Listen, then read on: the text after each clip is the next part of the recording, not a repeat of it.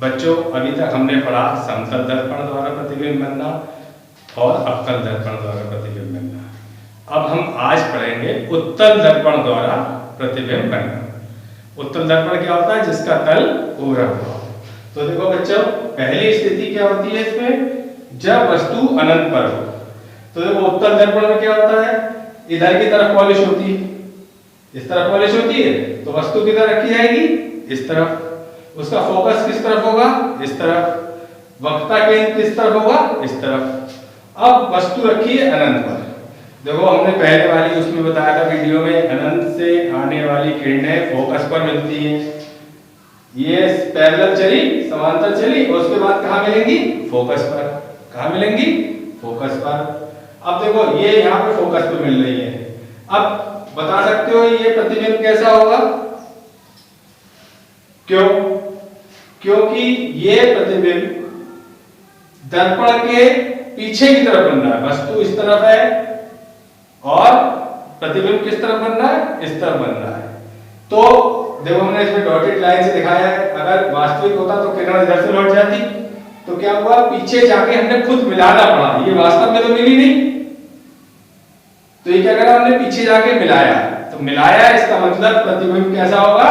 आभासी होगा। और देखो दोनों एक ही पॉइंट तो बहुत छोटा बनेगा और सीधा बनेगा और सीधा बनेगा। दूसरी स्थिति क्या होती है? जब वस्तु अनंत और ध्रुव के बीच में हो। अनंत और इसके ध्रुव के बीच में हो तो क्या होगा? ये क्या प्रतिबिंब बनेगा ये देखते हैं। देखो बेटा, अनंत है और ये ध्रुव है और वस्तु यहां रखी है, ठीक है, फोकस इधर है। तो क्या होगा? एक किरण पैरेलल चली, वही हमने बताया था, पहली किरण फोकस पे ले जाओ, दूसरी किरण सेंटर ऑफ कर्वेचर की तरफ ले जाओ। सेंटर ऑफ कर्वेचर से यानी कि वक्रता केंद्र से चलने वाली किरणें उसी मार्ग पर वापस हो जाती हैं, उसी मार्ग पर वापस हो गई। तो ये कहां बना प्रतिबिंब? पोल और फोकस के बीच में, यानी ध्रुव और फोकस के बीच में, ठीक है। तो आप ये बता सकते हो कि ये प्रतिबिंब आभासी होगा या वास्तविक होगा?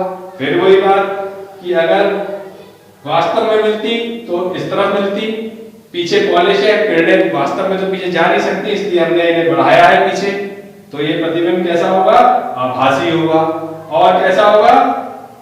अनंत से बड़ा होगा लेकिन छोटा बनेगा, लेकिन छोटा बनेगा। बात समझ में आ गई? क्या होगा? जब पहली वस्तु अनंत में रखी है तो बनेगा फोकस पर, सीधा बनेगा, छोटा बनेगा, आभासी बनेगा। जब अनंत और ध्रुव के बीच में रखी हो तो क्या बनेगा? ध्रुव और फोकस के बीच बनेगा, आभासी बनेगा और छोटा बनेगा। बेटा अब हमने तीनों स्थिति देख ली, अवतल दर्पण, समतल दर्पण और उत्तल दर्पण। अब हमने तुमसे एक बात कही थी कि ये नियम मान लो कि जो प्रतिबिंब उल्टे होते हैं वो वास्तविक होते हैं। अब हमने अपने कोर्स के तीनों दर्पण पढ़ लिए और तीनों में एक बात है कि जो प्रतिबिंब उल्टे बनते हैं वो वास्तविक होते हैं और जो सीधे बनते हैं वो आभासी बनते हैं। तो अब हमारा एक नियम स्थापित हो गया कि दर्पणों में जो प्रतिबिंब उल्टे बनते हैं वो वास्तविक होते हैं और जो सीधे बनते हैं वो आभासी होते हैं। तो बच्चों ये बात तुम्हें समझ में आ गई? दर्पण कैसे बनते हैं, प्रतिबिंब कैसे बनते हैं दर्पणों में। अब हम पढ़ते हैं अवतल दर्पण, समतल दर्पण और उत्तल दर्पण में परावर्तन की चिन्ह परिपाटी, यानी कि गोलीय दर्पण में चिन्ह की परिपाटी। गोलीय दर्पण में चिन्हों की परिपाटी। गोलीय दर्पणों में परावर्तन के लिए चिन्ह की परिपाटी। पहले हम अवतल दर्पण के लिए लेते हैं बेटा। देखो अवतल दर्पण ऐसे ही होता है, इस तरफ पॉलिश होती है, इस तरफ गुफा होती है। तो उसमें क्या होता है?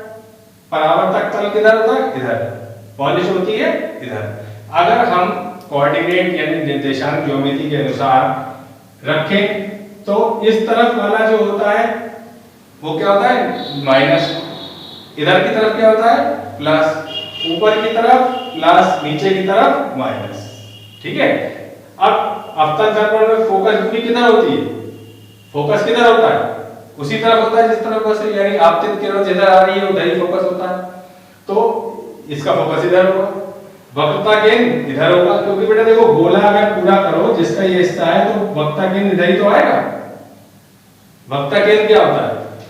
उस बड़े गोले का केंद्र जिसका वो दर्पण हिस्सा है। तो अगर इसको आप आगे बढ़ाओगे तो क्या होगा, ये गोला पूरा करोगे तो केंद्र इधर ही को तो होगा, तो इसका की तरफ होगा, फोकस दूरी भी इधर की तरफ है। और दर्पणों में हमेशा वस्तु बाएं हाथ की तरफ रखी जाती है, बाएं हाथ की तरफ रखी जाती है, यानी इस साइड जिस तरफ पॉलिश है उस तरफ रखी जाएगी। ये है निर्देशांक ज्योमेट्री के अनुसार इधर माइनस की तरफ रखी जाती है। वस्तु को किससे प्रकट करते हैं? जितनी भी दूरियां होती हैं दर्पण में वो किससे नापी जाती है? ध्रुव से। दर्पण में जितनी भी दूरी है वो इसके ध्रुव यानी P बिंदु से नापी जाती है। P बिंदु क्या होता है? इस पूरे हिस्से का बीच का हिस्सा, बीच का बिंदु। सब दूरी यहां से नापी जाएगी।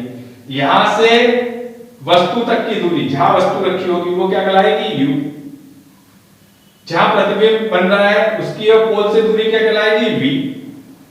पोल से फोकस बिंदु तक की दूरी क्या कहलाती है? फोकस दूरी। उसको हम किससे करेंगे? F से।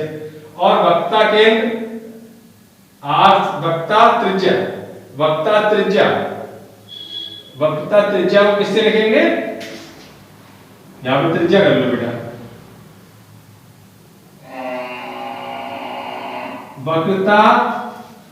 वक्रता केंद्र पोल से वक्रता केंद्र तक की दूरी क्या कहलाती है? वक्रता त्रिज्या। तो इसको किससे डिनोट करेंगे? R से। अब अवतल दर्पण के केस में देखो फोकस किधर को है? इधर को। तो अवतल दर्पण में फोकस क्या होगा? माइनस। वस्तु हमेशा माइनस में रखी जाती है। हमेशा जब भी कोई लोग है तो हमेशा U जो है वो माइनस में होगा। प्रतिबिंब उसकी अवस्था के अनुसार होगा। अवतल दर्पण में देखो 6 बार 6 हमारी कंडीशन थी, केवल एक बार प्रतिबिंब इधर बना था, बाकी सब बार इधर बना था नहीं बना था। तो एक ही बार जो है V किसमें होगा? प्लस में होगा, बाकी सब बार माइनस में होगा। तो अवतल दर्पण के संबंध में क्या होगा? U तो हमें हर एक के लिए हमेशा ही माइनस में होगा। V प्रतिबिंब बनने की स्थिति के अनुसार होगा। F अवतल दर्पण के लिए F जो है वो हमेशा माइनस में रखा जाएगा। वक्रता त्रिज्या बताई दी आपको, जो भी चीजें इधर को होंगी वो माइनस में होंगी। अब आते हैं उत्तल दर्पण। अब क्या आते हैं? उत्तल दर्पण। उत्तल दर्पण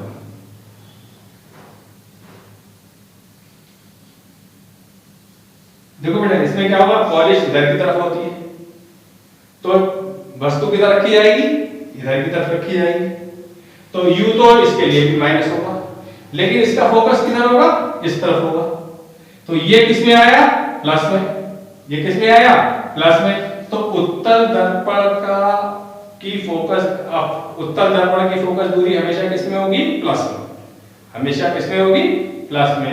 U हमेशा जो काय रखेंगे माइनस में रखेंगे।